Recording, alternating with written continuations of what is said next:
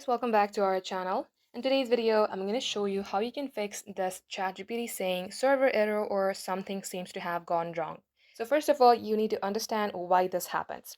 This happens when you are trying to ask too many questions to ChatGPT at a time, or when you have paused the response. Let's say you ask something and then tap on send, and when the ChatGPT is giving you an answer, you just pause in between, you just tap onto this button and type in another prompt. So in order to fix this, the wise thing to do is wait. If you are done waiting for more than 20 minutes and if it's still showing error, here is a fix you can try. For that, tap on Play Store and then search for ChatGPT. Once it is so, if you see update, tap on update and update your app. If you see open, that means your application is already updated, so you don't need to do anything. Head over to your settings, scroll below and tap on apps. Here also search for ChatGPT and then tap storage. Clear the cache as well as your data.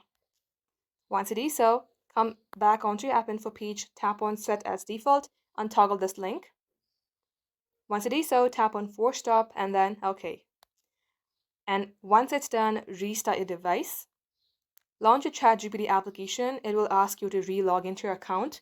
And once it is so, go ahead, enter your prompt, and this shall fix your problem.